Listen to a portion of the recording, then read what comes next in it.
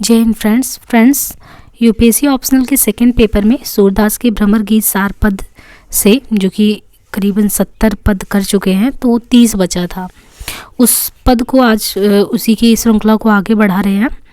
यहाँ पे देखिए, क्योंकि जो भी बातें हो रही थी वो गोपियों की बातें हो रही थी उद्धव जी से। श्री कृष्ण जी उद्धव को भेजे हैं, तो गोपियाँ उलाहना के भाव से जो भी है मन में वो सभी उनको बोले ही जा रही हैं, कहे ही जा रही हैं। और यहाँ भी वैसे ही बिल्कुल वो कह रही हैं कि यही सुनत ही नैन परावे, जब ही सुनत बात तो मुख को रोवत रमत ढराने। मतलब कि यही सुनत है नैन पराने, जब ही सुनत बात तो मुख की रोवत रमत ढराने। हमको नाही पतियात ताबही ते जब प्रज आयो समाने, नातरु यह कुछ हम काछति वह जाने छपाने, सूरदास हमरे से धरे हो तुम हो बड़े सयाने। यानी प्रस्तुत पद में अगर देखें, जो कि हिंदी भक्तकालीन कृष्ण काव्य धारा के प्रतिनिधि कवि सूरदास के पदों का संग्रह भ्रमर गीत सार है। इन पंक्तियों में कहा गया है कि प्रस्तुत पद में गोपियां अपने नेत्रों की व्यवस्था का उल्लेख करते हुए उद्धव की योग मार्ग का खंडन कर रही हैं, कि एक तरीके से वो अपनी ही व्यवस्था बता रही हैं कि हम पे ही हमारा खुद का नियंत्रण नहीं, और आप हमें योग विद्या सिखाने आगे जिनका हमें कोई काम नहीं है। गोपियाँ उद्धव से कह रही, हे उद्धव, तुम्हारी योग साधना के ज्ञान को सुनकर हमारे नेत्र भर गए हैं। जब ये तुम्हारे मुख से निर्गुण की गाथा सुनते हैं तो ये आंसुओं को गिराने में मग्न हो जाते हैं। कहने का तात्पर्य ये है कि श्री कृष्ण की स्मृति में मगन हो जाते हैं और पीड़ा के कारण इनकी आंखों से आंसू छलक उठते हैं। मतलब गोपियों को ये लग रहा है कि हमने तो एक निष्ठ भाव से आत्मीयता से सामने वाले से प्रेम किया, लेकिन उसके बदले जो प्रतिक्रिया मिल रही है वो उद्धव के द्वारा, कि उद्धव हमको योग मार्ग सिखाने की बात कर रहे हैं, योग मार्ग पे आगे बढ़ने की बात कर रहे हैं। तो ये उनकी व्यथा कथा उनकी आंखों से आंसू के माध्यम से निकल आते हैं, और वो कहती हैं कि जब भी श्यामवर्ण के बादल घने होते तो ये बार बार भागते और छिपते फिरते हैं। कहने का तात्पर्य ये है कि श्यामवर्ण वालों को ये देखना नहीं चाहते। पहले एक बार श्यामवर्ण अक्रूर आकर धोखा दिए, फिर श्री कृष्ण और बलराम को ले गए, और अब ये श्यामवर्ण उद्धव न जाने अपने प्रवचन लेकर क्यों आए हैं। जब से तुम ब्रज में आए हो ये नेत्र हम पर विश्वास नहीं कर रहे। इन्हें ऐसा लगता है कि हम तुम्हारी बातें मानकर योगी वेश न धारण कर लें और इन्हें श्री कृष्ण दर्शन से वंचित ना कर दें। इस कारण ये छिप गए हैं और तुम्हारी तरफ देख भी नहीं है। यही कारण है कि हम तुम्हारी योग साधना की बातों को स्वीकार करने में असमर्थ हैं। तो देखिए, एक तरीके से ये वाक चातुर्य है, चतुराई के साथ वो कह रही हैं कि ये मतलब ऐसी स्थिति हुई है कि योग साधना की बातें हम अस्वीकार क्यों कर रहे हैं। हम ये समझते हैं कि अब देखिए, परंतु हम ये समझते हैं कि हम बहुत ही चतुर, परंतु हम ये समझते हैं कि तुम बहुत ही चतुर हो और हमारी नेत्रों की व्यवस्था पर विश्वास नहीं करोगे। ये खुद उद्धव को कह रही हैं गोपियाँ, जबकि खुद वाक चातुर्य से वो बातों को घुमा घुमा के कह रही हैं, क्योंकि वो निर्गुण ब्रह्म को स्वीकारने के लिए तैयार नहीं है।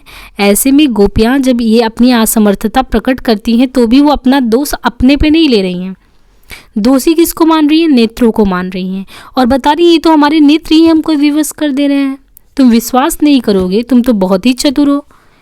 इसके विपरीत तुम हमारे सिर पर ही सारा दोष मढ़ोगे, अर्थात हमें ही दोषी ठहराओगे।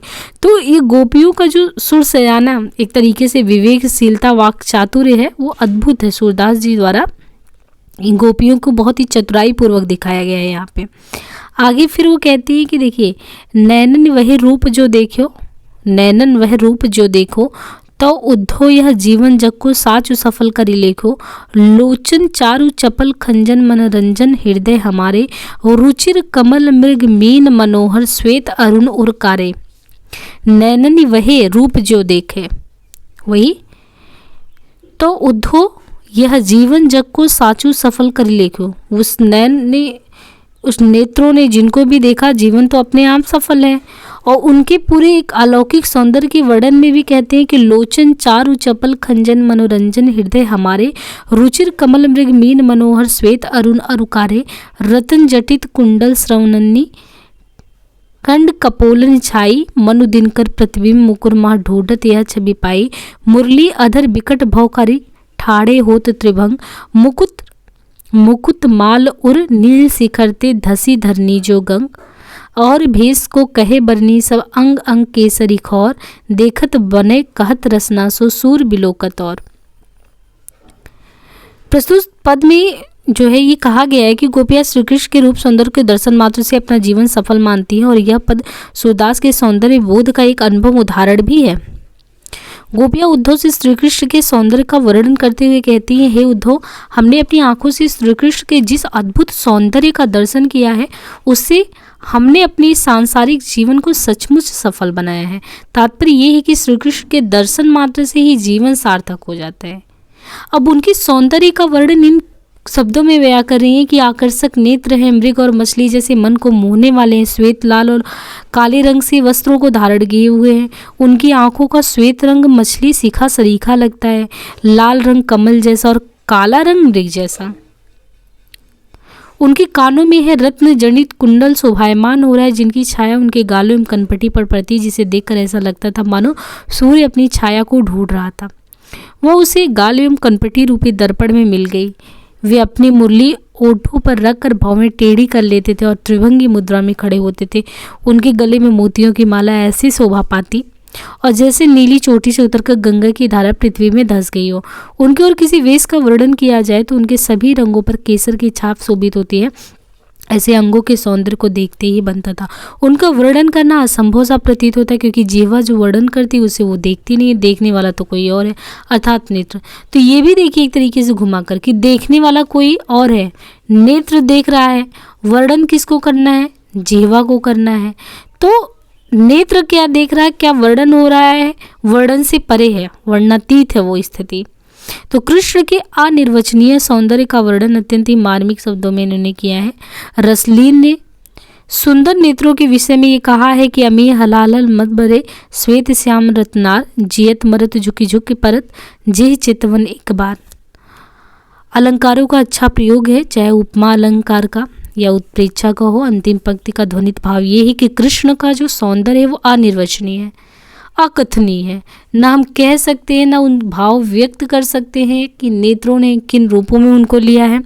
तुलसीदास के शब्दों में इसी बात को अगर करें तो गिरा आ नयन नयन बिन पानी बानी नयनन नंद नंदन ध्यान ताहले उपदेश दीजे जहाँ निर्गुण ज्ञान पानी पल्लव रेख गनि गुनि अवध विधि बंधान इते पर कही कटुक बचनन हनत जैसे प्राण भ्रकुटी कोटि कुदंड रुचि अवलोकनी संधान चंद कोटि प्रकाश मुख अवंतस कोटिक भान कोटि मनमथ वारी छवि पर निरख दीजित दान कोटि वारिज वंक नयन कटाक्ष कोटिक बान कंबुग्रीवा रत्नहार उदार उर मणि जान अजानुबाहु उदार अतिकर पद सुधा निधान श्याम तन पट बीत की छवि करे कौन बखान मनहु निर्तत नील घन में तड़ित अति दुतमान रास रसिक गोपाल मिली मधु अधर करति पान सूर ऐसे रूप बिनु कोहू कहाँ रक्षक आन। यानी संदर्भ के माध्यम से ये बताया गया है कि द्युतिमान चमकते हुए वो सौंदर्य का वर्णन, वो नक्सिक के सौंदर्य का वर्णन करते हुए निराकार ब्रह्म की तुलना में श्री कृष्ण के सौंदर्य को अनिर्वचनीय सिद्ध कर रही हैं कि जो श्री कृष्ण के नक्सिक यानी नख से नाखून से लेकर सिरा तक का जो सौंदर्य वो अद्भुत है। और वो निराकार यानी निराकार क्या कि निर्गुणोपासना की साधना पर जोर देने का काम उद्धव जी कर रहे हैं। तो ये सगुणोपासना के तहत श्री कृष्ण के मन मूर्त को लेके नक्सिक वर्णन करके एक तुलना दृष्टि दिखाई गई कि गोपियाँ कैसे तुलना करती हैं इनका। गोपियाँ उद्धव से कह रही है, उद्धव हमारी ये नेत्र श्री कृष्ण के ध्यान में ही मग्न रहता है, तथा तुम अपना निर्गुण ज्ञान का उपदेश वहाँ ले जाकर दो जहाँ इस ज्ञान के मार्गों को जानने वाले रहते हो। यहाँ तो तुम्हारे निर्गुण ज्ञान को समझने वाला कोई है ही नहीं, बल्कि हम सब तो ब्रह्म द्वारा रचित पत्ते के समान कोमल हमारी हथेली की भाग्य रेखाओं को जानकर अत्यंत खुश हैं कि हमें श्री कृष्ण के गुणों से युक्त होने का संयोग प्राप्त हुआ है। इस पर भी तुम अपने कटु वचन से हमारे प्राण को चोट पहुँचा रहे हो। हमें तो अपने श्री कृष्ण के अनुपम सौंदर्य से अभिभूत है। उनके मुखमंडल का प्रकाश करोड़ों चंद्रमा के समान और कानों में शोभायमान कुंडल की आभा करोड़ों सूर्यों के सादृश है। उनकी शोभा पर तो करोड़ों कामदेव को न्यौछावर किया जा सकता है। हम सब तो उन्हें देखकर अपने आप को समर्पित कर देते हैं। उनके भाव करोड़ों धनुष के समान और सुंदर चितवन ही उस धनुष को खींचना है। उनके बाके नेत्र करोड़ों कमल के समान और कटाक्ष करोड़ों बाण के समान तीक्ष्ण।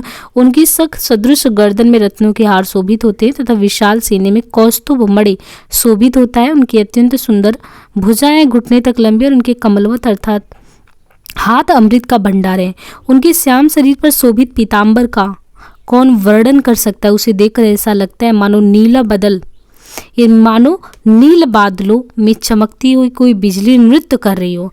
हम सब तो रास क्रीड़ा में रुचि लेने वाले रसिक श्री कृष्ण से मिलकर उनके अधरामृत का पान किया करती हैं। भला ऐसे अनुपम सौंदर्यशाली श्री कृष्ण के बिना हमारी रक्षा कौन करेगा? कोई दूसरा नहीं कर सकता। तो विशेष तौर पे ये कि गोपियाँ अपने जन्म का उद्देश्य कृष्ण को बताकर योग को स्वयं के लिए व्यर्थ मानती हैं। कृष्ण के सौंदर्य को सौभाग्यशाली वर्णन करती हैं। कृष्ण के समक्ष निर्गुण ब्रह्म की सत्ता को गोपियाँ अस्वीकार करती हैं। संपूर्ण पद में उपमा एवं रूपक अलंकार की छटा सौंदर्य उत्पन्न होती है। आगे कहते हैं कि देने आए उद्धोमत नीको आवरी सब सुनहु सयानी लेहु न जस को टीको तंजन कहत अंबर आभूषण गे ने सभी को शीस जटा सब अंग भस्म अति सिखवत निर्गुण पीको मेरे जान यही जो भी तिनको देत फिरत तुक पीको तेही सर पंजर भय श्याम तन अबना गाहट दर्जी को जाकी प्रकृति परिप्राणंसो सोचना पोच भली को सूर जैसे ब्याल डसी भाजत का मुख परत अमी को। प्रस्तुत पद में गोपियां व्यंग्यात्मक लहजे में उद्धव की क्रूरता पर भी आक्षेप करते हुए जो बार बार निर्गुण का अपनाने पर जोर दे रहे हैं, कह रहे हैं गोपियां उद्धव के क्रूर स्वभाव उनकी विवेकशीलता को लेकर करते हुए आपस में ही चर्चा करी है। ऐसे क्यों? उद्धव यहाँ हम लोगों को बहुत नेक विचार देने आया था। शीघ्रता करो, थोड़ी समझदारी थी। ये भी देखिए वाक चातुर्य से परिपूर्ण ये गोपियां जो है व्यंग्यात्मक शैली में कह रही हैं कि आपस में ही एक काम करो, कोई योग सिखाने आया, बहुत ही मतलब सीरियस है, तो ऐसे में क्या करो, थोड़ी विवेकशीलता का अपना परिचय दो। तुम लोग थोड़ा उत्सुकता दिखाओ कि तुम जानना चाहते हो क्योंकि उनके विचार तो नेक हैं। अतः शीघ्रता करो, समझदारी दिखाओ, यशस्वी बनने का उपाय लो। यह व्यंग किया गया है वस्तुतः निर्गुण अपनाकर। उन्होंने ये व्यंग इसलिए किया है कि चलो अच्छा है कि कोई शीघ्रता से देने आया निर्गुण का मूल मंत्र, तो उसको एक काम करो सभी अपना लो। और ये भी कह दी कि वस्तुतः निर्गुण अपनाकर हमें कलंक का भागी बनना ही पड़ेगा, अतः इनसे दूर रहना ही अच्छा है। ये तो हमें वस्त्र आभूषण घर सभी का प्रेम आदि सांसारिक तत्वों को बिल्कुल त्याग देने को कहते हैं। तो एक तरफ तो कह रही हैं चलो चलो जल्दी तैयार हो जाओ सब लोग चलो, क्योंकि व्यंग्यपूर्ण शैली में उनको कहना ही था। दूसरी तरफ ये कह रही हैं कि ये तो हमको योग सिखा के ही रहेंगे और जो भी हम सांसारिक मोह माया में हमारे वस्त्र आभूषण घर सभी का प्रेम, इन सांसारिक तत्वों को ये छोड़ने की बात कर रहे हैं। इतना ही नहीं, ये सिर पर जटा रखने और सभी अंगों पर भस्म लगाकर सन्यासी बनने को भी कहते हैं। ये अपने नीरस निर्गुण को हमें सिखाने पर जोर दे रहे हैं। मेरी जानकारी में तो यही एक व्यक्ति है जो क्या है, एक यही हमारे समझ में एक ऐसा व्यक्ति जो भोली भाली युवतियों को प्रियतम के वियोग की पीड़ा देता फिरता है। कहने का तात्पर्य ये है कि निर्गुण के उपदेश से गोपियों की पीड़ा और बढ़ी जाती है। इतना ही, इन्हें अपने काले उपदेशों के कारण इनका शरीर काला हो गया है। फिर अपने घायल करने वाले उपदेश रूपी वाड़ों के घेरे में ये जो होती हैं ये अपने आप को सुरक्षित पाती है। इसी कारण ये डरता नहीं है और अपने उपदेशों को मतलब ये अपने उपदेश देते ही रहते हैं। इनको पता है कि सामने वाला जो है सुनेगा, तो काले उपदेश देते रहते हैं। इसी कारण ये डरता नहीं, अपने उपदेशों से दूसरे के हृदय को घायल करता रहता है। और अफसोस तो यही है कि जो जन्मजात ही बुरे स्वभाव का हो वह दूसरों का भला कैसे सोच सकता है, अर्थात उसे अच्छे और बुरे की चिंता नहीं होती। उदाहरण स्वरूप सांप के काटने से उसके मुख में अमृत तो नहीं पड़ता, फिर भी अगर देखिए काटने का अपना वो स्वभाव होता है तो स्वभाव अपने काटने वाला तो नहीं छोड़ता है। तो गोपियों की भाषा एक तरीके से व्यंग्यात्मक ही उद्धृत हुई है। उद्धव की तुलना सर्प के व्यवहार से की, जो उद्धव है उद्धव की तुलना वो सर्प के व्यवहार से करती हैं। सखियों की बातचीत में गोपियों की वाक विदग्धता का उदाहरण भी मिलता है। अवधुरी का प्रयोग, भाषा की सहजता का परिचय के, ब्रज की कोमलकांत पदावली का प्रयोग द्रष्टव्य है। आगे यहाँ पे है कि प्रीत करे दीन ही गरे छुरी, जैसे बाधिक चुगाम कपटकन पीछे करत बुरी, मुरली मधुर चूप करी कापो मोर चंद्र ठटबारी, बंक बिलकानी लूक लागे बस सकी न तनी समारी, सूरदास व कलप तरोवर फेरे न बैठी डार। प्रस्तुत पद जो है इसमें ये कहा गया है कि गोपियां श्री कृष्ण के कपटपूर्ण व्यवहार का उल्लेख कर रही हैं। यहाँ श्री कृष्ण को बहेलिया और गोपियों को चिड़िया के रूप में अभिहित किया गया है। प्रस्तुत पद में गोपियां श्री कृष्ण के कपटपूर्ण व्यवहार का जो उल्लेख कर रही हैं। यहाँ पे ये कहा गया है कि यहाँ श्री कृष्ण को बहेलिया और गोपियों को चिड़िया के रूप में अभिहित किया गया है। गोपियां उद्धव से श्री कृष्ण की निष्ठुरता का वर्णन कर रही हैं। हे उद्धव, श्री कृष्ण ने प्रेम करने के उपरांत हमारे गले पर छुरी चला दी। कहने का तात्पर्य ये है कि श्री कृष्ण ने हमें धोखा दे दिया। ये तो ऐसा ही किया गया जैसे बहेलिया पहले अपने जाल में फंसाने के लिए अन्न का दाना डालता हो, फिर पकड़ लेने के बाद उसके साथ बुरा व्यवहार करता हो। इसी तरह श्री कृष्ण ने हमें प्रेम जाल में फंसाया और अब वियोग की अग्नि में जला रहे हैं। श्री कृष्ण ने अपनी मुरली की मधुर ध्वनि रूपी लासा को अपने हाथ रूपी बांस में लगाकर पतली तीलियां बनाया तथा मोर पंख रूपी टटिया के पीछे छिपकर गोपियों रूपी चिड़ियों को फंसा लिया और अपनी तिरछी चितवन रूपी आग की लपटों में डाल दिया। इसे हम सब अपने शरीर को संभाल नहीं पाए और हमें वियोग में तड़पता देखकर वे मथुरा चले गए और पलटकर हमारी खोज खबर भी नहीं ली। फिर हम कृष्ण रूपी कल्प वृक्ष की डाल पर बैठ नहीं सके। इस पद में बहेलिया के कपटपूर्ण व्यवहार के उदाहरण से कृष्ण की निंदा कही गई। कृष्ण के निष्ठुर व्यवहार के बावजूद गोपियों का एकनिष्ठ प्रेम श्रेष्ठता को परिणित होता है। कृष्ण को कल्प वृक्ष की संज्ञा देकर सर्वश्रेष्ठ माना गया है। ब्रजभाषा का सुंदर प्रयोग गोपियों की दशा को मार्मिक अभिव्यक्ति देता है। आगे कहते हैं कि को ब्रज बाचत नाहिन पाती, कतलिक लिखि पठवत नंद नंदन कठिन बिरह को काती, नयन सजल कागद अति कोमल कर अंगुर अति ताती। परधित जरे बिलोकत बीजे दोह भाते दुख छाती, क्यों समझे ये अंक सुर सुन कठिन मदन सरघाती, देखे जहीं श्याम सुंदर के रही चरण दिन राती। तो प्रस्तुत पद में ये कहा गया है कि हिंदी के भक्तकालीन कृष्ण काव्य धारा के प्रतिनिधि श्री कृष्ण के पत्र को गोपियां पढ़ नहीं पाती। ब्रज में कोई भी इसे पढ़ने में समर्थ नहीं है। गोपियों को श्री कृष्ण से ये सिखाए थे कि वे ऐसा पत्र भेजते ही क्यों है जो गोपियों की व्याकुलता को बढ़ाता है। इस पद में पत्र को उद्दीपन विभाव के रूप में चित्रित किया गया है। गोपियां आपस में ये कह रही हैं, इस ब्रज में कोई भी श्री कृष्ण के पत्र को पढ़ नहीं पाता। कहने का तात्पर्य यह है कि यदि कोई पढ़ने की कोशिश भी करता है तो विरह की पीड़ा में इसे पढ़ नहीं पाता। पता नहीं क्यों वियोग की पीड़ा में हमारे नेत्र आंसुओं से भरे रहते हैं। हमारी उंगलियां अत्यंत गर्म हैं, जबकि पत्र के कागज तो अत्यंत ही कोमल हैं। इसे छूने से जलने लगता है, जबकि नेत्रों से देखने और पढ़ने के प्रयास में आंसुओं से भीगने लगता है। ऐसे में इसे पढ़ना कैसे संभव है? दोनों ही स्थिति हमारे हृदय को दुख पहुंचाती है। ऋषि की ये अक्षर हमें कैसे समझ में आएंगे, क्योंकि ये तो कामदेव के कठोर घातक बाढ़ के समान है। अर्थात इन अक्षरों को देखते ही श्री कृष्ण की याद हमें कामोद्दीप्त करने लगती है। अब तो एक ही सहारा है कि हम श्री कृष्ण को देखकर एवं उनके चरणों में रहकर ही जीवित रह सकते हैं। अतः श्री कृष्ण की भक्ति का एकमात्र यही रास्ता रह गया है। और गोपियों की वियोग दशा का मार्मिक वर्णन यहाँ किया गया है। कथिताती शब्दों का प्रयोग लहदा भाषा, ब्रज भाषा के शब्दों में विरहानुभूति का सजीवंतता होना, गोपियों द्वारा कृष्ण को अपने जीवन का आधार कहना, कृष्ण के प्रति उनकी एक निष्ठता को दर्शाना, ये सब कुछ एक ही जगह पे है। आगे फिर ये कहते हैं कि मृगुति आनि मंदे में मेली, समझे सगुने ले चल ना उद्धव, ये सब तुमरे पूज अकेली, कह ले जाओ अनत ही बेचन, कह ले जाओ जहाँ बिस्बेली, यही लागी को मरे हमारे वृंदावन पायन तरपेली, शीस घरे घर कत डोलत एक मते सब भई सहेली, सूर वहाँ गिरधन छबीलो जिनकी भुजा अंश नहीं मेली। प्रस्तुत पंक्तियों में गोपियों ने उद्धव के मोक्ष विचार पर व्यंग करते हुए गोपियों के लिए श्री कृष्ण प्रेम के सामने मुक्ति का मार्ग कोई मायने नहीं रखता है। तो गोपियां उद्धव से कह रही हैं कि हे उद्धव, तुमने मुक्ति का सौदा लेकर मंदिर बाजार में उतारा है। यहाँ तुम्हारे सौदे का बिकना बहुत ही कठिन है। लगता है तुम सगुन विचार करके नहीं चले थे और तुम्हारे पास तो यही एकमात्र पूंजी भी है। कहने का तात्पर्य ये है कि योग जब तब आदि बातों की सिवाय और तुम्हारे पास है ही क्या। तुम्हारे लिए तो यही अच्छा होगा कि तुम इसे कहीं और ले जाकर बेचो, या फिर इसे लेकर वहीं जाओ जहाँ उपजा है। वही तुम्हारे सौदे का सही खरीदार है। हमारे वृंदावन में इसके लिए कौन लालायित है? हमें तो इसे अपने पैरों के तले कुचल दिया करती थी। कहने का आशय ये है कि हम तो श्री कृष्ण के साथ रासलीला में सूख पाते थे। यह मुक्ति का मार्ग तो सदैव हमारे लिए तिरस्कृत ही रहा है। अब व्यर्थ में अपने सिर का निर्गुण का बोझ उठाए घर घर घूमकर बेचने की कोशिश में लगे हो। यहाँ तो सभी सखियाँ एक ही विचार की हैं। अब भले ही हमारे कृष्ण मथुरा चले गए हैं, परंतु जब वे यहाँ ब्रज में थे तब हम उनके गले में बाहें डालकर खूब झूमा करते थे। तो गोपियाँ कृष्ण में, उनके लिए कृष्ण के समक्ष मोक्ष भी त्याग है। कुब्जा के लिए व्यंग स्पष्ट है, गोपियों के एक निष्ठ प्रेम के दर्शन होते हैं। गोपियों के अनुसार योग जब तब सब ब्रज के लिए व्यर्थ है, क्योंकि यहाँ तो सबका एक मत, एक व्रत श्री कृष्ण है।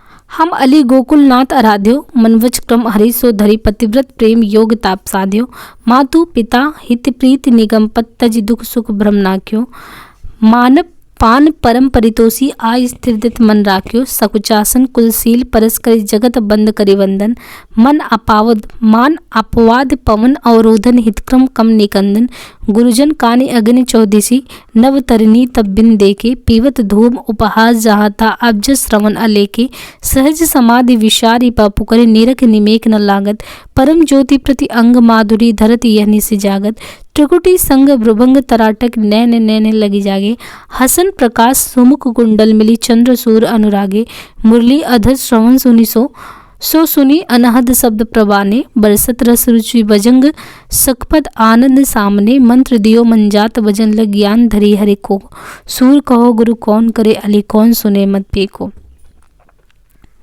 प्रस्तुत पंक्तियों में ये कहा गया है कि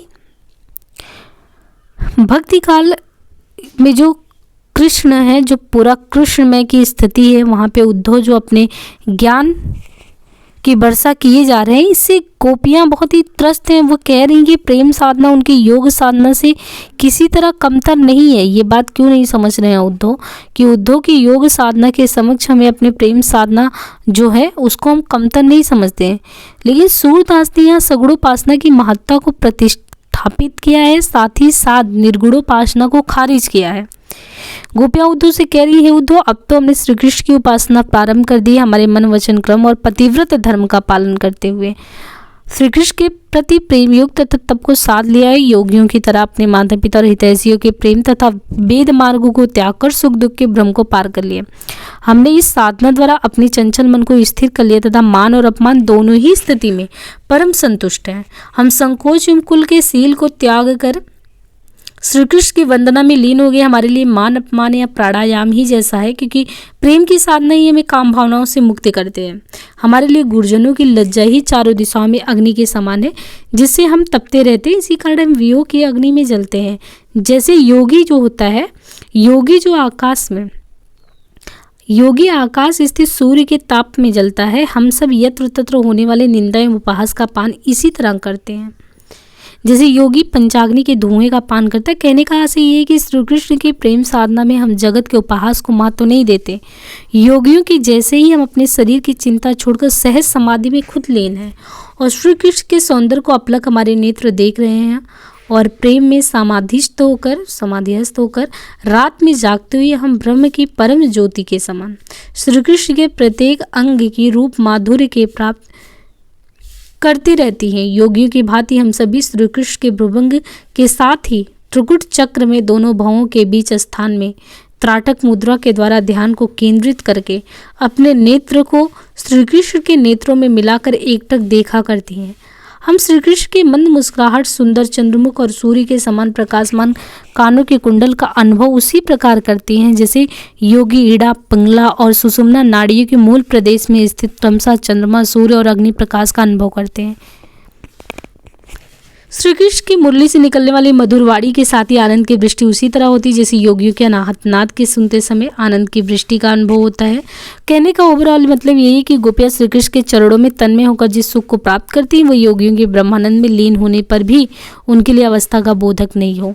जैसे योगी किसी गुरु से मंत्र लेता है तो उसी प्रकार हमारे गुरु कामदेव ने हमें भजन का मंत्र दे दिया, उनके शिष्या बन गए हैं। अतः हम श्री कृष्ण के ही ध्यान में अब लगे रहते हैं।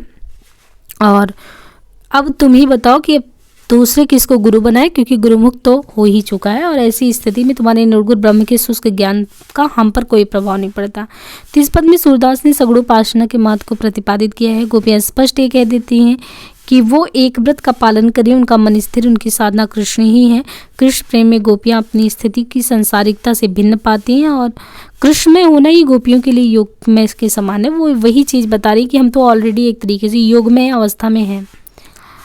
आगे कहते हैं कि कहीं भी जिए न कुछ शक राख्यो, लाओ मूल लावा मेल दिए तुमको बकत रहो दिन आंखों, जाकी बात कहो तुम हमसो सोधो काको कांधी, तेरो कहो सो पवन भूस भयो बहु जात जो आंधी, कतश्रम करत सुनत क्यों हाको होत जवन को रोयो, सूर्य ते पे सिर समझत नाही निपट दाई को खायो। प्रस्तुत पद में गोपियों की नाराजगी का सरस वर्णन दिखाई देता है। वो उद्धव जब बार बार निर्गुण उपासना पर जोर देने लगते हैं तो गोपियों को लगता है कि उद्धव पर किसी ने जादू कर दिया है, ऐसा कह रहे हैं। तो गोपियाँ उद्धव से कहती है, उद्धव कहने में तुम अपने मन में कोई शक मत करो, तुम्हें जो भी कहना है वो निसंदेह कह डालो, हमें तो ये संदेह होता है कि किसी ने तुम पर जादू चला दिया जिससे तुम सारे समय बोलते ही रह रहो। जिस निर्गुण की बात तुम हमसे कह रहे हो भला ये तो बताओ कि इसे किसने अंगीकार किया है। हमें तो ऐसा प्रतीत हो गया कि तुम्हारा ये निर्गुण संबंधी कथन उस भूसे के ढेर के समान है जो आंधी के बहने पर उड़ जाता है, परंतु व्यर्थ है, क्योंकि यहाँ सुनने वाला कौन है। मतलब कि जो भी तुम बोल रहे हो एक तरीके से उसको कौन सुनने वाला है, समझने वाला है। जैसे वन का रोदन हो जिसे कोई सुनने वाला नहीं होता, फिर भी इतना सब कुछ होने के बाद भी तुम हमारी बातों को समझने का प्रयास नहीं कर रहे हो। तुम अत्यंत मतलब उनको कह रहे हैं कि ऐसा प्रतीत होता है कि तुम अत्यंत गए बीते लोगों में हो, अर्थात अत्यंत ही निर्लज और ना समझो। मतलब गोपियाँ कह रही हैं कि क्या बात, मतलब जो चीज़ें हम एक्सेप्ट करने को तैयार ही नहीं है तो फिर उसको बार बार रिपीट किए जा रहे हो, तो इसका मतलब तो बहुत ही निर्लज हो, कुछ भी कहने के योग्य नहीं है। गोपियाँ उद्धव के निर्गुण ज्ञान को स्वयं के लिए अर्थहीन बताती हैं और गोपियाँ उद्धव को मूर्खता कि वे मूर्खता के चरम स्तर पे उनको लगती है, क्योंकि उद्धव बार बार वही चीज़ को समझाते रहते हैं और ये अस्वीकार करती रहती हैं। तो संपूर्ण पद में यही है कि व्यंग की छटा भी है और कहते अब नीके के समझू परि जिन लग होते बहुत और आशा सो बात निभरी, वे सुफल कसुत ये सके उद्धव मिले एक परिपाटी, उन तो के नहीं तबो हमसे ये रतन छड़ाई गावट माटी, ऊपर मृद भीतर ते कुलिस सम देखत कहते बोरे, जोई जोई आवत व मथुरा तेक डार किस तोरे। तो प्रस्तुत पद में ये कहते हैं कि गोपियाँ आपस में ही अब कह रही हैं, क्योंकि गोपियों की निराशा की अभिव्यक्ति तो हो ही रही है। उद्धव के आने से गोपी में आशा का संचार तो हुआ था, लेकिन वही है कि जैसे अक्रूर आए और लेके गए, तो बिल्कुल वही स्थिति अब आ गई। गोपियाँ आपस में ही ये बात करें कि अब तो अच्छी तरह ये समझ में आ ही गया है कि जिनसे कुछ हृदय में आस जगी थी वो बात में अब खत्म हो गई। तात्पर्य है कि अक्रूर के जाने के बाद गोपियों को उद्धव से ये आशा थी कि वे आए हैं और दर्शन कराने में सहायक होंगे कृष्ण के, लेकिन यहाँ भी निराशा ही हाथ में लगी। तो ये अक्रूर और उद्धव अब दोनों ही श्री कृष्ण रूपी प्रेम रत्न को छीन कर हमें निर्गुण रूपी पार्टी पढ़ाने आए हैं, अर्थात हमें सगुणोपासना की जगह निर्गुण उपासना के बारे में बताने आए। ये तो हमारे लिए बहुत ही कष्टप्रद बातें हैं। बहुत मतलब ऐसा लग रहा है कि बाहर से तो ये सुशील और कोमल स्वभाव के दिखते, परंतु अंदर से ये वज्र के समान कठोर हृदय वाले हैं। इनको समझ में ही नहीं आता ये सब चीज़ें। अभिप्राय ये है कि सभी का स्वभाव एक ही जैसा, चाहे अक्रूर हो चाहे उद्धव हो। तो यही से कि मैं तो पहले से ही कह रही हूँ कि ये काले वर्ण वाले कभी अपने ही हो ही नहीं सकते, क्योंकि ये अंदर से धूर्त होते हैं, चालाक, फिर कदापि विश्वास नहीं कर सकते। इनके लिए अगर कोई अपना प्राण भी दे दे तो भी ये अपने दाव में ही लगे रहते हैं। तात्पर्य ये है कि ये अपने ही स्वार्थ में लीन रहते हैं। तो सूरदास यहाँ कहते हैं कि उद्धव के आने पर गोपियों को लगा कि श्री कृष्ण के दर्शन होने की अब संभावना है, वो समाचार भी लाए हैं, परंतु जब ये जान गई कि उद्धव तो उन्हें सगुणोपासना से विरत करने आए तो फिर वे अपने से ही सावधान हो गई। तो इस पद में गोपियों का निराशा अभिव्यक्त हुआ है कि अब पूरी तरह ये चीज़ समझ गई है कि आखिर उद्धव किस लिए यहाँ पे आए हैं।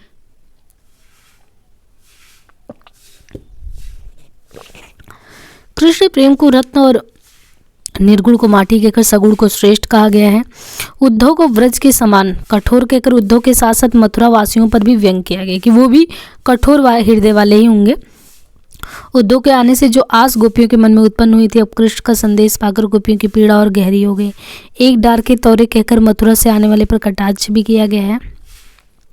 मधुकर रहो जोग लो ना तो कतही बकत बेकाम काज बिन होए ना हो तो हाथों, जब मिली मिली बंधुपान किए हो तब तू कही दो कहाँ तो, तू आयो निर्गुण उपदेशन सो नहीं हमें सुहातो। आगे कहती कांची गुण ले तनु जो बोधे ले बराजी को तातो, या लो यह ले देव सूर के प्रभु को आयो जोग जहाँते। प्रस्तुत पद में ये कहा गया है कि गोपियाँ उद्धव से कह रही हैं, उद्धव हमें तो ये विश्वास नहीं हो रहा कि श्री कृष्ण ने हम लोगों के लिए ये संदेश भेजा। यदि हम तुम्हारी बातों पर विश्वास भी कर लें तो हमें ये बताओ कि क्या तुम्हारा श्री कृष्ण से संबंध सिर्फ योग तक है? तुम इस प्रकार की बेकार बातें क्यों कर रहे हो जिन्हें हम सुनना नहीं चाहते? तुम्हें यहाँ उन्होंने कहा कि सुनना नहीं चाहते, तुम यहाँ से दूर क्यों नहीं जाते हो? तुम जो यहाँ हमें निर्गुण ब्रह्म का उपदेश देने आए हो वह हमें बिल्कुल भी अच्छा नहीं लगता। तुम्हारा यह प्रयास उसी तरह का है जैसे कच्चे धागे से शरीर का भेदना, जो संभव नहीं है। हमारी समझ में तुम्हारा ये प्रयास वैसा ही है जैसे कमल तंतु से मस्त हाथी को लौटाकर बांधा जाए, परंतु ये संभव नहीं है। इस योग को श्री कृष्ण को ले जाकर दो जहाँ से यह आया है, क्योंकि उन्हें इसकी ज़्यादा आवश्यकता है। हमें तो जब भी इसकी आवश्यकता होगी किसी आने जाने वाले से मंगवा लेंगे। विशेष तौर पे गोपियाँ किसी भी प्रकार के निर्गुण ब्रह्म की बातें नहीं सुनना चाहती, इसलिए अपने वाक्चातुर से उसे आवश्यकता होने पर मंगा लेने की बात कहकर पीछा छुड़ाना चाहती हैं। कृष्ण के प्रति निष्ठा के कारण ही गोपियाँ उद्धव की बातें में संदेह व्यक्त करती हैं। गोपियाँ उद्धव के प्रयास को व्यर्थ बताती हैं। स्वयं कृष्ण के कहने पर भी गोपियाँ ज्ञान जो है उसको ग्रहण नहीं करना चाहती। आगे फिर से है कि मोहन मांगियो अपनो रूप, या ब्रज बसत आंचे तुम बैठी, ताबिनु जहाँ निरूप, मेरो मन मेरो अली लोचन लहजे गए धूप, हमसो बादल एन उठी धे मन धारी कर सूब, अपनों का सवारी सूर सुनहु हमें बतावत कूप, लेवे देव बराबर में कौन रंग को भोप। प्रस्तुत पद में हिंदी की भक्तकालीन कृष्ण का विधारक के प्रतिनिधि के तौर पे सूरदास जी ने यह कहा है कि गोपियों ने यहाँ पे निराकार ब्रह्म के व्यंग्य कथनों पर उपहास किया। गोपियाँ राधा से कहती हैं कि तुमने ब्रज में रहते श्री कृष्ण का रूप चुरा लिया था, मथुरा में श्री कृष्ण निराकार हो गए हैं, अतः उद्धव उसी रूप को वापस लेने ब्रज आए हैं।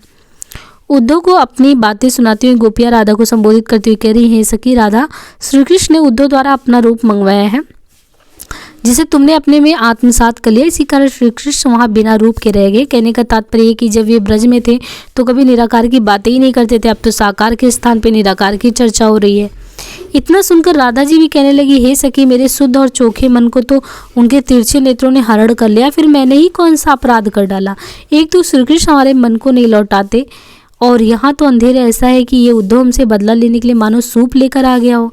ऐसा लगता है कि ये सूप द्वारा फटक फटक कर श्री कृष्ण के शुद्ध रूप को वापस लेने आया है। ये तो हमारे पीछे ऐसे पड़े हैं कि सिर्फ इन्हें अपने कार्य की सफलता से मतलब है, इसी कारण ये हमें निर्गुण जैसे कुएं में धकेल देना चाहते हैं।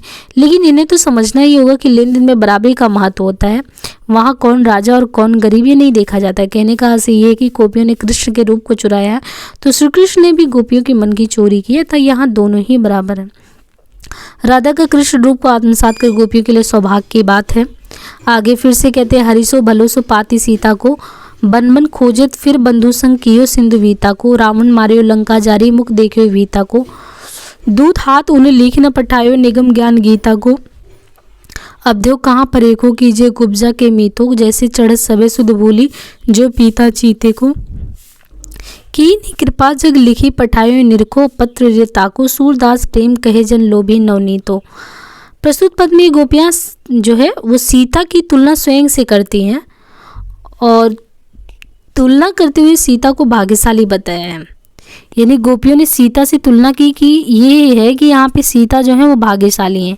सीता के पति राम ने सीता के वियोग की पीड़ा को दूर किया था, जबकि श्री कृष्ण तो गोपियों की पीड़ा को और ही बढ़ाने का काम करे, इसलिए वो तुलना करवा रहे हैं कि गोपियाँ आपस में ये कह रही श्री कृष्ण से तो सीता के पति अच्छे थे जो सीता को खोजने वन में अपने भाई के साथ घूमते रहे, और जब जानकारी मिला कि रावण ने सीता को समुद्र के उस पार लंका में बंदी बना लिया है तो उन्होंने समुद्र तक को छोटा कर दिया। लंका पहुंचकर उन्होंने रावण को मारा, भयभीत सीता का मुख देखा। उन्होंने अपने दूत भेजकर सीता को गीता का ब्रह्म ज्ञान लिखकर नहीं भेजा, मतलब इन्होंने कहा कि जिसे उद्धव को भेज के कृष्ण जो है वो हमको एक तरीके से योग मार्ग के बारे में ज्ञान देने के लिए भेज दी, वो तो ऐसा नहीं किए कि ब्रह्म ज्ञान लिखकर। श्री राम का ऐसा पराक्रमी व्यवहार था। अब कुब्जा से मित्रता करने वाले का क्या विश्वास करें। जैसा मदिरा पान करने वाले नशे में सब कुछ भूलकर होश हवास खो बैठते, उसी प्रकार श्री कृष्ण कुब्जा के प्रेम के नशे में हमारे प्रेम को भूल गए। इसी कारण वे हमारा समाचार भी प्राप्त नहीं करते। और जरा देखो तो उनके पत्र को पढ़ो, योग साधना का ज्ञान लिख लिख कर भेजा है। श्री कृष्ण ने हम पर कितनी बड़ी कृपा की है। वैसे इसमें आश्चर्य भी क्या है, मक्खन का लोभी भला मर में क्या जान सकेगा। तो एक तरीके से है ना, पीड़ा भी है, पीड़ा के साथ उन्होंने व्यंग्यात्मक शैली में ही अपनी भावनाओं को व्यक्त किया है और तुलना भी कर दी कि देखिए राम सीता के प्रेम का उदाहरण देखिए कि तुलना करिए कि हमारी विरह व्यक्ति जो विरह विव्यक्ति है कि वो किस स्तर तक है। लेकिन तो यहाँ पे हुए असूया संचारी भाव का प्रयोग गोपियों के प्रेम को तीव्र अनुभूति प्रदान करता है। कृष्ण को कुब्जा प्रेम में डूबा हुआ कहकर टीका व्यंग किया गया है। बन बन में पुनरोक्ति प्रकाश अलंकार का प्रयोग कथात्मकता उत्पन्न करता है। आगे कहते हैं कि निर्मोहिया सो प्रीति की नि काहे ने दुख होए, कपट करी करी प्रीति कपट ले गयो मन गोय, काल मुखते काढ़ी आनी बहुरी दीन ढोय, मेरे जी की सोई जाने जय पीती होय, सोच आँख मजीठ कीनी निपट कांची पोय, सूर गोपी मधुप आगे दरिक दीन रोय। प्रस्तुत पद में गोपियों का विरह जो वियोग पीड़ा का अत्यंत मार्मिक वर्णन। इसमें गोपियाँ उद्धव के सामने कृष्ण के कपट से युक्त प्रेम व्यवहार की चर्चा करते करते रो पड़ती हैं। गोपियाँ परस्पर श्री कृष्ण की निष्ठुरता के संबंध में वार्ता कर रही वे कहती हैं कि निर्मोही से प्रेम करने पर किसी को क्यों दुख नहीं होता, अतः निर्मोही से कभी दिल नहीं लगाना चाहिए। हमारे साथ तो श्री कृष्ण ने ऐसा ही कपट किया है कि कपटपूर्ण प्रेम द्वारा हमारा मन ही चुरा लिया गया है। उन्होंने काल मुख से तो निकाला परंतु फिर उसी में ही डाल दिया। कहने का तात्पर्य है कि श्री कृष्ण ने गोपियों से सहानुभूतिपूर्वक प्रेम करते हुए उनके सभी संकटों से रक्षा की, परंतु उनके विश्वास को तोड़ते हुए उन्हें वियोग की अग्नि में जलने के लिए छोड़ दिया। उनके इस व्यवहार से हमें जो पीड़ा हुई है इसे वही समझ सकता है जिसके साथ ऐसा कुछ घटित हुआ हो। हमें दुख इसी बात का है कि हमने अपनी आँखों को धुएं से मजीठ की तरह लाल भी कर लिया है, तब भी कच्ची रोटी ही बना पाए। कहने का भाव ये कि श्री कृष्ण के साथ हमारा प्रेम अपरिपक्व रह गया जबकि हम उनके प्रेम में सदैव जलते रहे। सूरदास कहते हैं कि इतना कहकर गोपियाँ उद्धव के सामने फूट फूट कर रोने लगती हैं। प्रेम में उपेक्षा पूर्ण व्यवहार की पीड़ा गोपियों में देखी जा सकती है। घायल की गति घायल जाने और जाने कोय। तो प्रेम की व्यवस्था का भाव संपूर्ण पद में विद्यमान है। अंतिम पंक्ति में गोपियों की पीड़ा अश्रु रूप में उमड़ आती है।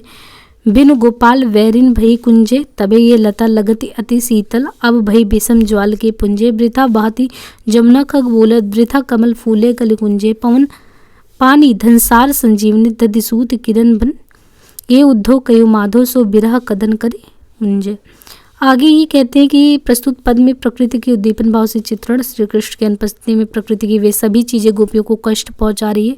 हो ये उद्धव कृष्ण के बिना ये वन हमारे लिए शत्रु के समान हो गए। पहले ये लताएं अत्यंत शीतल लगती थी, अब तो ये भयंकर अग्नि के समान लग रही हैं। हमें तो समस्त प्रकृति ही व्यर्थ प्रतीत होने लगी। यमुना का बहना हो, पक्षियों का बोलना हो, हमें ये अच्छा नहीं लगता। कमल का खिलना और भौरों का गूंजना भी हमें कहाँ सुखद लगता है। हवा, जल, कर्पूर, संजीवनी बूटी, चंद्रमा की किरणें शीतलता प्रदान न कर सूर्य की ज्वाला की भांति जला रही हैं। आशय ये है कि श्री कृष्ण की उपस्थिति और उनके साथ की रासलीला में यमुना का मंद मंद बहना, पक्षियों का चहचहाना, कमल का आकर्षण, भैरों की मधुर ध्वनि, ये सभी जीवंत लगते थे। परंतु आज जब श्री कृष्ण ही नहीं है तो हमारे व्यथित हृदय को भी ये उल्लेसित नहीं कर पाते। ये उद्धव श्री कृष्ण से जाकर ये कहना कि वियोग में गोपियों का ऐसा ही हाल हुआ है। प्रकृति के व्यापार जो कृष्ण के होने पर मनोरम लगते थे वह वियोग दशा में कष्ट को बढ़ा रहे हैं। प्रकृति के कार्य व्यापार का चित्रण उद्दीपन रूप में हुआ है। कृष्ण की अनुपस्थिति में गोपियों को प्रकृति के कार्य व्यवहार व्यर्थता का भी बोध होता है। आगे कहते हैं कि संदेशों कैसे को अब काहो, इन नैनन तन का पहरो कबले देती राहो, जो कछु विचार होए और अंतर रचरच सोच गाय हो, मुख आनत उद्धव तन चितवत ना सो विचार ना हो, अब सोई सिख देव सयानी जाते सकहि लाओ, सूरदास प्रभु के सेवक सो बिनती के निभायो। प्रस्तुत पद में हिंदी की भक्तिकालीन कृष्ण काव्य धारा के प्रतिनिधि कवि सूरदास के पदों का संग्रह, जिसमें प्रमद गीत सार में कहा गया कि प्रस्तुत पद में सूरदास ने गोपियों की मानसिक दुविधा का भी वर्णन किया कि निष्ठुर कृष्ण और शुष्क हृदय वाले उद्धव दोनों ही गोपियों की पीड़ा नहीं समझ सकते। ऐसे में गोपियां अपनी बात कहे तो कहे किससे। आपस में वो कह रही कि अब संदेश किससे भेजें। श्री कृष्ण और उद्धव दोनों ही निष्ठुर, हमारी बात को भी नहीं सुनते। आखिर मेरे विचार को जानने में वो असमर्थता व्यक्त करते हैं। तब तक वह विचार मुंह पे आता जब मैं कहने की उद्यत होती हूँ, किंतु उद्धव की ओर देखते ही तो वो विचार रह जाता है। अर्थात उद्धव के नीरस मुख को देखते ही मैं विचार भी भूल जाती हूँ और अपना सुध बुद्ध भी खो बैठती हूँ। हे सखी, अब तुम ही कोई ऐसी सूझ बताओ जिसे श्री कृष्ण को मैं प्राप्त कर सकूं। तो उद्धव और कृष्ण की निष्ठुरता का वर्णन है। गोपियों की व्यवस्था दृष्टिगत होती है। आगे फिर कहते हैं कि बहुरो ब्रज ये बात न चाली, वह जो एक बार उद्धव कर कमल नयन पति घाली, पथिक तिहारे पे लागते हो, मथुरा जाओ जहाँ बनमाली, करियो प्रकट पुकार है कालिंदी, फिर आयो काली। जबे कृपा जदुनाथ की हम पे रही, सुरुचि सो प्रीत प्रतियाली। मांगत कुसुम दे की द्रुम ऊंचे, गोद पकड़ लेत गए डाली। हम ऐसे उनके केतिक, अंग प्रसंग सुनहो रे आली। सूरदास प्रभु रीति पुरातन, सुमरी सुमरी राधा और रसाली। प्रस्तुत पद में राधा किसी पथिक से मथुरा जाकर श्री कृष्ण को संदेश देने को कहते। राधा किसी पथिक से श्री कृष्ण वियोग की पीड़ा व्यक्त करते हुए कह रही है, पथिक एक बार उद्धव के हाथ श्री कृष्ण ने जो अपना पत्र भेजा, उसके उपरांत फिर उनके प्रेम संदेश का कोई चर्चा ब्रज में नहीं चला। उस समय से हमें श्री कृष्ण का कोई भी समाचार हमें नहीं मिला। हे पथिक, मैं तुम्हारे चरण पढ़ रही हूँ, तुम हमारा संदेश लेकर श्री कृष्ण के पास जाओ और द्वार पर पुकार कर कहना कि पुनः यमुना में काली नाग आ गई है। हो सकता है इसी बहाने श्री कृष्ण लौट आए। जब श्री कृष्ण ब्रज में रहते थे तो हमारे प्रति उनकी अपार कृपा थी और उन्होंने सुरुचि से प्रेम का निर्वाह किया था। हमारे ऊपर भी इतने कृपालु थे कि जब भी हमें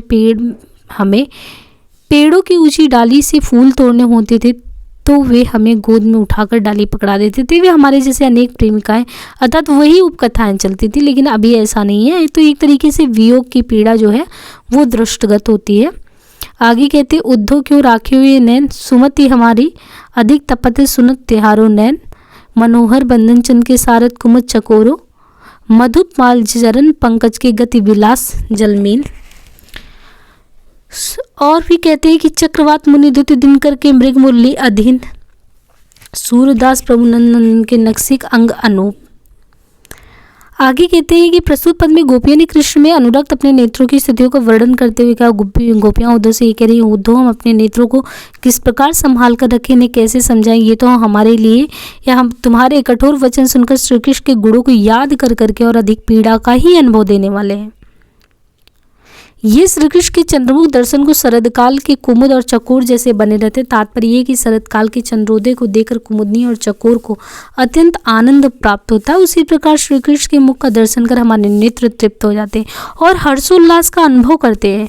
श्री कृष्ण के लिए उसी तरह अत्यंत प्यासे हैं जैसे चातक और मोर जल से भरे हुए बादलों के लिए अगर देखें तो भ्रमर और हंस जैसे कमल के लिए आतुर होता है, वैसे ही श्री कृष्ण के।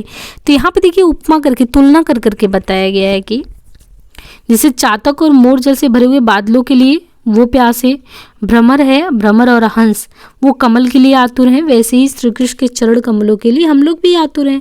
जैसे मछली चंचल चाल वाले जल में निमग्न रहती, वैसे ही श्री कृष्ण के चपल चालों पर मुग्ध हम भी हैं। जैसे चकवा पक्षी और सूर्यकांत मणि सूर्य की प्रभा से दमक उठता है, उसी प्रकार ये श्री कृष्ण के कानों के कुंडल देखकर प्रसन्न हम भी हो जाते हैं। तो श्री कृष्ण की मधुर मुरली धुन से ये मृग की भांति मोहित हो जाते हैं। श्री कृष्ण के उस लोकोत्तर रूप सौंदर्य को देखे बिना हमें सारा संसार सूना सा लगता है। सूरदास के अनुसार नंद के पुत्र श्री कृष्ण के सर्वांग सौंदर्य अनुपम एवं अप्रतिम है। कृष्ण के अप्रतिम सौंदर्य का मनोरम चित्रण किया गया है। कृष्ण के दर्शन के लिए गोपियों की व्याकुलता दृष्टिगत है। आगे कहते हैं कि संदेशनी मधुबन कूप भरे, जो को पथिक गयो हाथों फिरी नहीं आवन करे। श्याम सिखाए समोद के वो बोझी मरे, नहीं पठावत नंदन हमरे फेरी धरे। मगी कागर जल भीजे सर दांव लगी करे।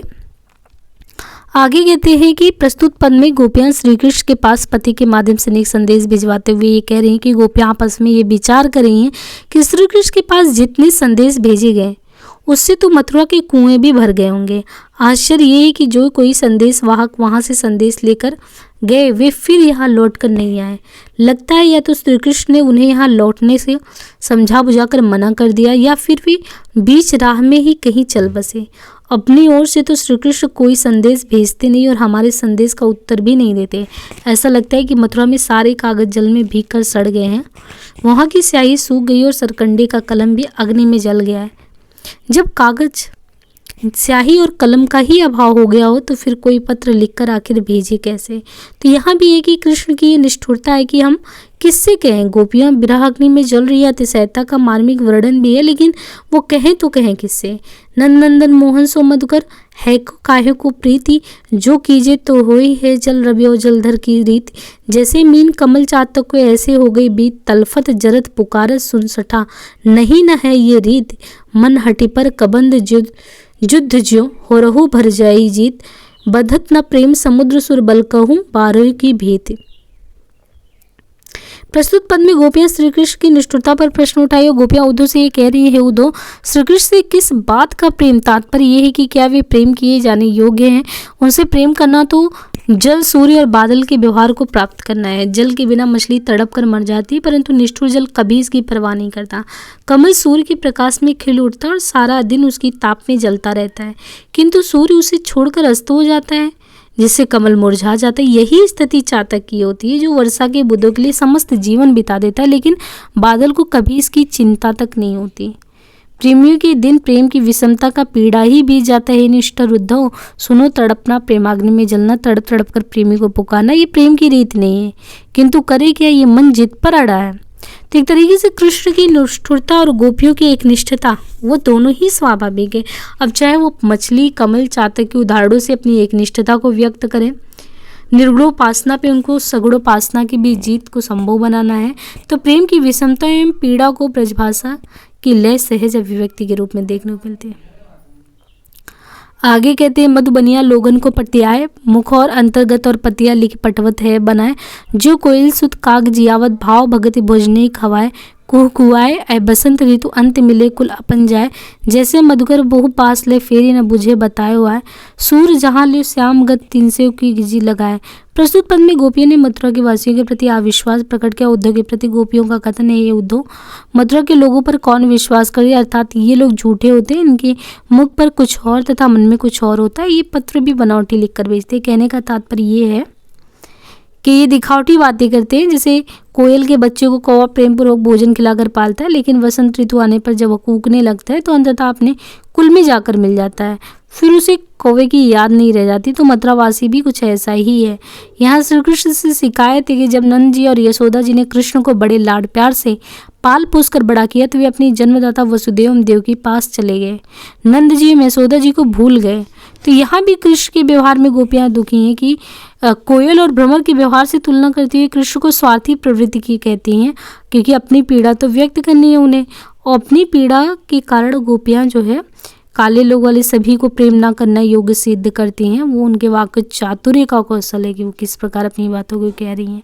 और ये भी कहती कि हरी है राजनीति पढ़ाए और समझू बात कहत मत कर, जो समाचार कछ पाए एक अति चतुर होत पहले हो, अरुकरी नहीं है दिखावे, जानी बुद्धि बड़ी जोतन को जोग संदेश पटाए, भले लोग आगे के सकिरे परहित डोलत जाए, वे अपने मन फेरी पाए जी चलत चुराए, ते क्यों नीति करत आपुंजे अरन रीत छुड़ाए, राज धर्म सब भय सुरजहा प्रजा न जाए सताए। प्रस्तुत पद में श्रीकृष्ण की राजनीति का संकेत है। श्रीकृष्ण ने गोपियों के लिए योग संदेश भेजा है। इसमें गोपियों को आभास होता है कि श्रीकृष्ण अब राजनीति करना सीख गए हैं। गोपियां आपस में ही ये चर्चा कर रही हैं। श्रीकृष्ण तो आप राजनीति भी सीख गए। कहने का तात्पर्य है कि मथुरा जाते ही छल और कपटपूर्ण व्यवहार करने लगे। उद्धव जी बातें कह रहे हैं, वह बात समझ में आई कि उन्होंने जो योग संदेश भेजा है उसका समाचार तुम्हें कैसे मिला। एक तो श्रीकृष्ण पहले से ही चतुर थे और यह चतुराई उन्होंने अपने प्रेम में भी दिखाई। कहने का तात्पर्य है कि गोपियों में प्रेम का भाव जगह कर स्वयं मथुरा चले गए और उनकी समझ तो इसी से जान पड़ती कि उन्होंने हम युवतियों को योग साधना सिखाने का संदेश भेजा। हे सखी, भले ही पुराने जमाने के लोग दूसरों के हित के लिए दौड़ पड़ते थे, लेकिन अब ऐसे लोग भी हैं जो चोरी करने चल पड़ते हैं। कहने का तात्पर्य ये है कि पुराने ज़माने के लोग कितने सज्जन होते थे, जो दूसरों की भलाई के लिए घूमते फिरते थे, और एक श्री कृष्ण है जो दूसरे के मन की चोरी करने में लगे रहते हैं, जो दूसरों की मर्यादा और रीति को समाप्त करने में लगे हैं।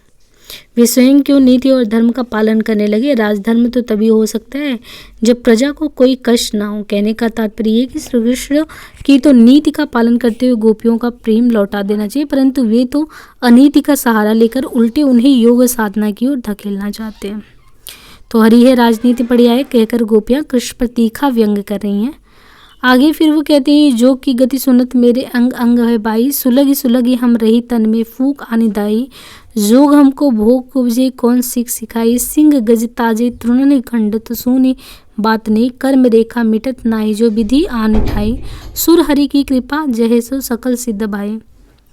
प्रस्तुत पद में गोपियाँ उद्धव से ये कह रही हैं, क्योंकि बार बार योग की चर्चा हो रही तो वो नाराज हो रही हैं। उन्हें लगता भी है कि उनके बदन में जैसे इस चर्चा को लेके आग सी लग गई है। तो गोपियाँ उद्धव से ये कह रही हैं कि उद्धव, तुम्हारे इन योग साधना की बातों को सुनते ही सुनते हमारे जो अंगों में आग लग गई है। वियोग की अग्नि में तो हम पहले से ही धीरे धीरे सुलग रहे थे, परंतु तुमने आकर अपनी योग की बातों से हमें फूंक मारकर उसे और भी सुलगा दी। तुम्हारी ये कैसी शिक्षा है कि हमारे लिए तो योग साधना का संदेश दे रहे हो, जबकि कुब्जा के लिए योग विलास की बात करते हो। मतलब एक तरीके से भेदभाव।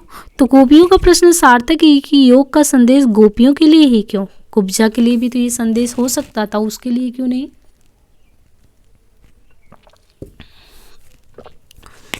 और कृष्ण के वियोग में योग की बातें गोपियों को अधिक कष्टकर से प्रतीत हो रही है।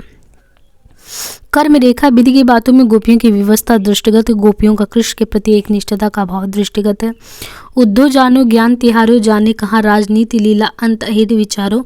हम सबे अयानी एक सयानी, कुब्जा सो मन मान्यो। आवत नहीं लाज के मारा, मानो कान से सयानो। उद्धव जाओ बा धरी लायो सुंदर, श्याम प्यारो। ब्याव लाखे धरो दस कुबरी, अंते कान हमारो। सुनरी सखी कछु नहीं कहिए, माधव वन दीजो। जब ही मिले सुर के स्वामी, हंस कर कर लीजो। प्रस्तुत पद में ये कहा गया है कि गोपियां संदेश के लिए श्री कृष्ण को दोष नहीं दे रही हैं, उनकी समझ में सारी चतुराई तो कुब्जा की है। इस पद में गोपियों की श्री कृष्ण के प्रति सहज अनुरक्ति और संवेदनशीलता का भाव दिखता है। गोपियां उद्धव से अपनी बातें कहती हैं, उद्धव तुम्हारे ज्ञान का हमने अनुमान कर लिया। ऐसा प्रतीत होता है योग का संदेश श्री कृष्ण द्वारा भेजा गया नहीं है, बल्कि ये तुम्हारे दिमाग की उपज है। हमारा श्री कृष्ण तो अंततः भोला भाला ग्वाला है। तो ये देखिए लास्ट में है ना कि उनके घुमा के उनको ये लगता है कि ये उद्धव ही खुद ही सारा खुरापात खुद ही मचाया है, क्योंकि ये दिमाग के ऊपर श्री कृष्ण की नहीं हो सकती, क्योंकि वो तो भोला वाला ग्वाला है। और फिर ये राजनीति की मर्म की समझ कहाँ से होगी? हम सब गोपियाँ तो अज्ञानी और नासमझ है, एक कुब्जा ही तो समझदार और चतुर है। तो देखिए यहाँ पे एक तरीके से व्यंग है। गोपियाँ उद्धव से अपनी बातें कहते समय ये कह रही तुम्हारे ज्ञान का हमने अनुमान कर लिया। ऐसा लगता है कि योग का संदेश श्री कृष्ण द्वारा भेजा ही नहीं गया है, बल्कि ये तुम्हारे खुद के दिमाग की उपज है। हमारा श्री कृष्ण तो अंततः भोला बाला ग्वाला ही तो है, फिर उसे राजनीति के मर्म की समझ कहाँ से होगी? हम सभी गोपियाँ भी अज्ञानी और नासमझ वाले हैं। एक तुम हो, एक तुम्हारी कुब्जा है, वही दोनों समझदार और चतुर हैं। अपने इस व्यवहार के कारण श्री कृष्ण लज्जित हो गए। वे सोच रहे होंगे कि इनके पास किसको भेजा जाए। इसी लज्जा के कारण वे ब्रज खुद नहीं आना चाहते, तुमको भेज दिया कि तुम ही जाओ और प्रिय श्री कृष्ण को उनके साथ पकड़कर अनुनय के साथ यहाँ ले आओ। और कोई कुछ भी कहे, श्री कृष्ण अंततः तो अपने हैं, भले ही वो लाखों विवाह करे फिर। तो यहाँ पे आके गोपियाँ अपनी भाव विभक्ति के चरम स्तर पे आ जाती हैं कि आखिर कितना भी तुम कह लो, कितना भी दोषी कृष्ण को कह लो, लेकिन जो अपने हैं सो अपने हैं। वो कुछ भी कर लें, वो फिर भी अपने हैं।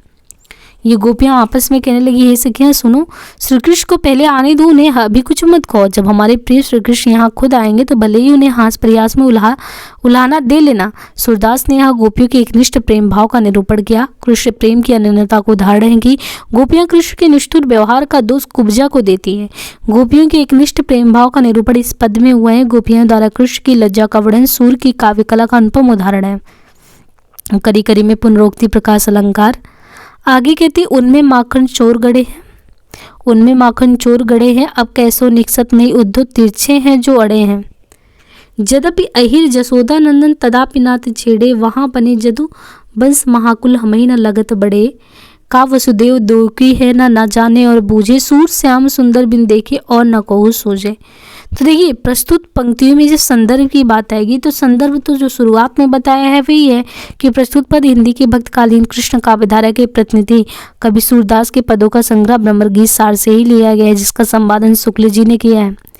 यहाँ भी प्रस्तुत पद में गोपियाँ उद्धव से अपनी श्री कृष्ण के प्रति अनुराग की गहराई को स्पष्ट करते हुए अपनी भाव अभिव्यक्ति इन रूपों में करती हैं।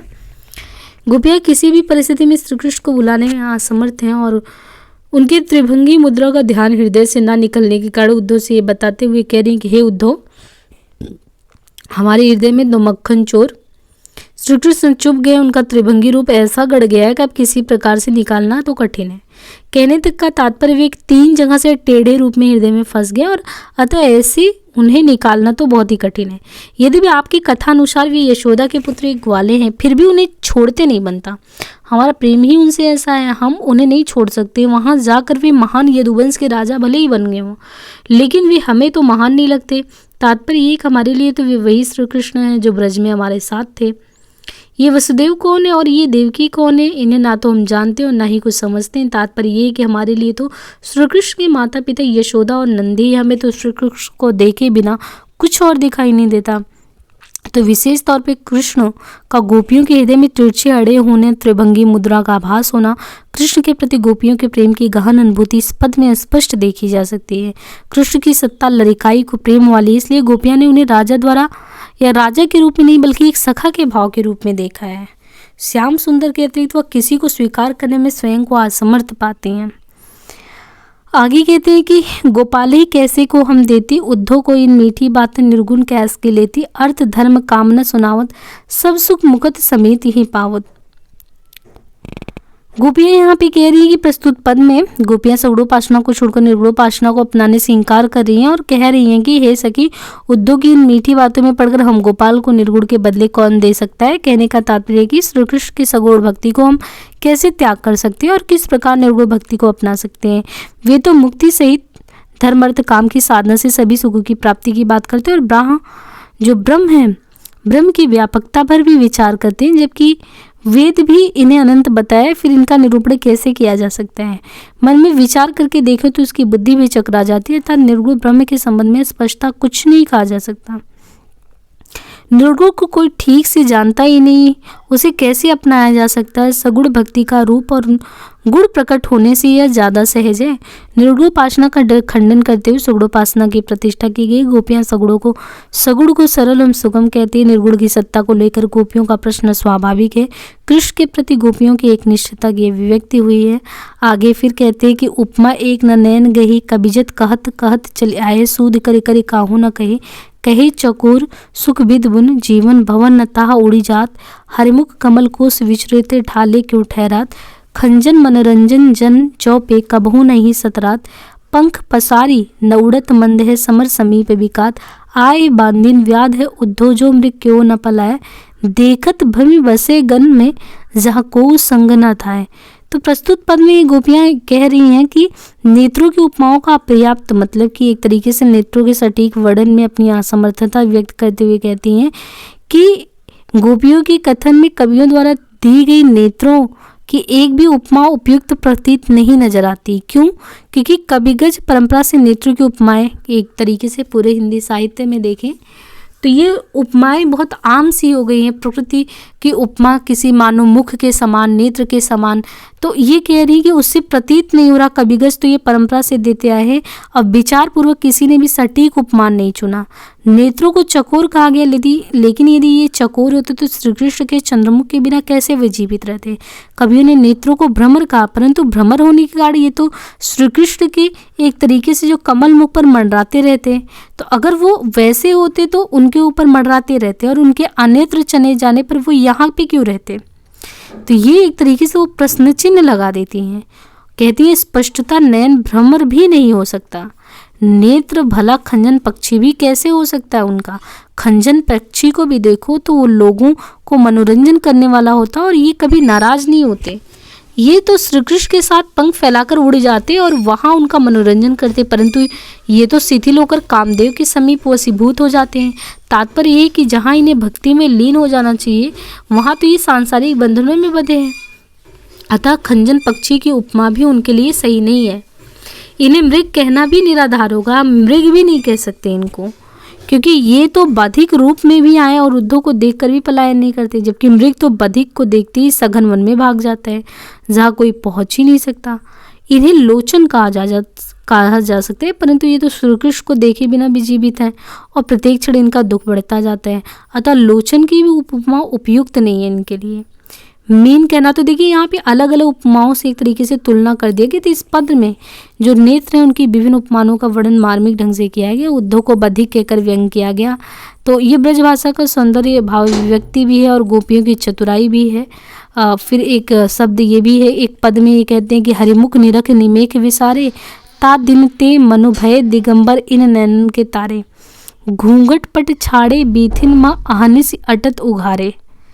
अब यहाँ पे एक एक शब्दों का अगर देखें, निमेख यानी पलक, हरिमुख निरख निमेख विसारे पलक गिरना, दिगंबर नग्न दिगंबर जो होते हैं ये श्वेतांबर, दिगंबर, तो श्वेत वस्त्रों को धारण करने वाले, दिगंबर नग्न रहने वाले, विभिन्न गलियों में घूघट के बारे में कहा गया है। यहाँ गोपियाँ उद्धव से अपने नेत्रों की व्यवस्था का वर्णन की, ये नेत्र का ही वर्णन है कि वो कहती हैं कि श्री कृष्ण के मुखों का दर्शन करने के बाद हमारे ये नेत्र अपनी पलकों को गिराना भूल गए। इस दिन से मानो इन नेत्रों की पुतलियां पलक रूपी वस्त्रों को त्याग कर नग्न सी हो गई हैं। अब तो ये घूघट रूपी वस्त्र त्याग कर ही नग्न की रात गलियों में सारी मर्यादा भूल कर घूमते रहते। ये तो श्री कृष्ण के सौंदर्य